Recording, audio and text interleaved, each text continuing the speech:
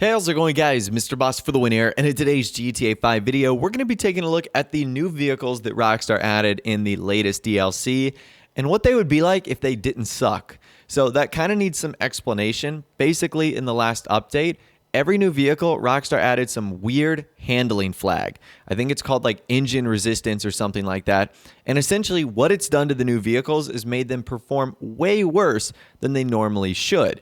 And because of this, a lot of people are disappointed in the speed and the performance of some of the supercars and sports cars that have been released. So today, we're going to be taking a look at how these vehicles would be if they didn't have these dumb handling restrictions on them. And the answer might surprise you just how good these new cars are. All right, so for this, we're actually going to be using a mod for the PC. So I'll leave a link to that in the description if you want to try this for yourself. It was created by Alt Sierra 117. And essentially, his description is, with this modification, all vehicles released from the Southern San Andreas Super Sport Series DLC have been fixed with the removal of the new handling flags attributed to prevent double clutch, curb suspension boost, and other miscellaneous stuff. So I've installed it in my game. It was pretty easy to do. Now, before we get into my impressions on what this actually did to these vehicles, this was a comment by a user JR Death, who had actually worked around with the mod a little bit, and he said the couple of things. So he said, a Pariah is like a supercar in the Sports Class, and the Jester Classic is the same on Sports Classic. Being able to get 123 miles per hour on flat terrain, awesome acceleration, handling like a top sports car, and brakes like a top super. So if Rockstar were to fix this, the Jester Classic would become the best sports classic vehicle, according to this user right here. And honestly, that makes sense. Right now, with the broken handling stuff, it still feels pretty good. But if you were to fix that, this car would become legendary in the sports classic category. And that's why I think it's in the wrong one. I think the Jester Classic should be in a sports car altogether. So it is going to absolutely dominate the sports classic class. After that, he says all petrol supercars have a really high top speed. So the Entity has a top speed of around 135, 137 miles per hour. The Typon has 132 to 135, and the Tyrant has 130 miles per hour, which is really quick for all three of those gasoline-powered supercars in this update. And what the removal of those handling restrictions actually did was improve acceleration in all of them considerably. And he states the Tyrant can be top tier. And this is something that I've pointed out in other videos. Because the Tyrant has that insane downforce flag, it's going to make it really, really quick when it's all said and done and it's added into the game. So I'm very excited about that. A vehicle we reviewed earlier, he said the Flash GT is a monster in acceleration and has up to 125 miles per hour top speed on flat terrain. And its durability is better than the GB200. So apparently it's a better off-roader than the GB200, and its acceleration is insane, which is something I pointed out in my video earlier. So I'm really excited to hopefully see the Flash GT get this fix, and all of the cars, but the Flash GT sounds like it's going to be benefiting a lot from having this fix. Up next, he says the Cherubic is so much fun, has good top speed and monster acceleration, but it is unpredictable in turns. So the Rune Cherubic is that new little sports classic car. I obviously don't expect this to compete with the other ones because it is, at the end of the day, only $145,000. So it's really not all that pricey, which means you would think that it's not going to be all that great performance-wise.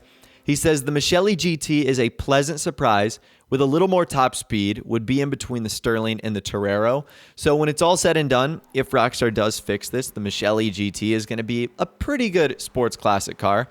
Not going to be the best like the Jester Classic, but still going to be pretty good. He states the Ellie was very fun to drive. With double clutch, it looks like we've removed an anchor from the car. So that's one of the biggest downfalls of the Ellie right now, the Vapid Ellie, is just this vehicle is so slow. So it looks like with the removal of this flag, there's a huge improvement here. And my impressions of what this does is actually really similar. Basically, all of the cars become improved. All of the unreleased vehicles are going to get better, and all the ones that were released are going to become better as well. Now, once again, I want to preface that this is not something that Rockstar has done yet. This is a mod that has removed this flag from the game. I'm pretty sure in order for Rockstar to fix this, they're going to have to add a new DLC into the game. Otherwise, I feel like they would have done so already with the tunables or a quick little patch. So who knows? They might do something like this sometime down the line and sometime soon. But I do think it's going to require a full update from Rockstar in order to fix something like this. So what were my impressions like? Every vehicle was a lot faster. Every vehicle handled a whole lot better. And every vehicle felt like there wasn't like a massive weight on it, which is really nice. All 4 of the new supercars seem to perform quite nicely. The Tesseract still a bar and away as the best acceleration, but the Entity was so fast. The Taipon and the Tyrant were so quick as well, which is really cool. So it seems like the exorbitant price of a lot of these vehicles, $2.8 million, $2.3 million, is in the end of the day going to be justified if Rockstar fixes this. And that's a big if Rockstar fixes this, which I will think they are going to end up doing. I think we're all just going to have to be patient, and I really think it's going to be a matter of time before they end up being able to get this patch out. Another thing I was pleasantly surprised with is the Jester Classic. It's insane to see how quick this vehicle is going to be. I really do think Rockstar put it in the wrong category, which is kind of unfortunate. It should be a sports car. It shouldn't be a sports classic.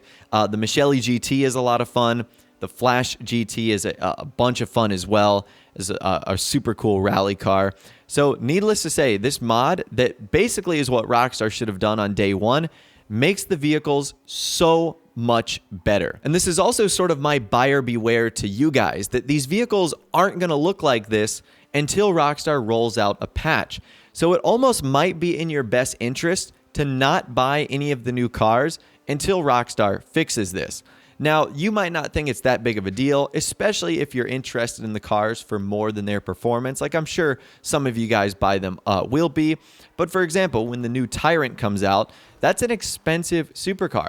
You might not want to buy that vehicle until Rockstar actually push out the fix, because you know it's not going to be competitive to the Wagner and some of the other top-end supercars until Rockstar roll out that patch. So anyways, that right there is what the new supercars and vehicles that were added in the Southern San Andreas Super Sports DLC would look like if Rockstar didn't ruin them and if they didn't suck. So the future is bright, and if Rockstar does what I think they're going to do, like put out a patch and fix these, that means the vehicles that were added in this update are going to be actually a lot of fun. And some of them are going to be incredibly powerful performance-wise. So once again, I will leave a link to the mod in the description that once again just removes the engine flags from the last DLC, and they really do help out the new vehicle. So if you want to apply them for yourself, it's a shame we can't do this for online. I will leave a link to that in the description. Let me know what you think in the comments down below, though. Are you going to be waiting until Rockstar fixes these vehicles before you buy them? Or are you kind of like me, you're going to buy them and understand that they might be broken right now, and that hopefully in the future, Rockstar will end up fixing them? Let me know your thoughts, opinions, and more in the comments down below. I'd love to hear from you guys down there. If you did go on to enjoy this video, though, a like rating would, of course, be awesome. And also, subscribe to my YouTube channel if you are new, or you like daily GTA 5 videos like this. With all the way, guys, like I said, thanks so much for watching. Take care, and I'll see you guys in the next video.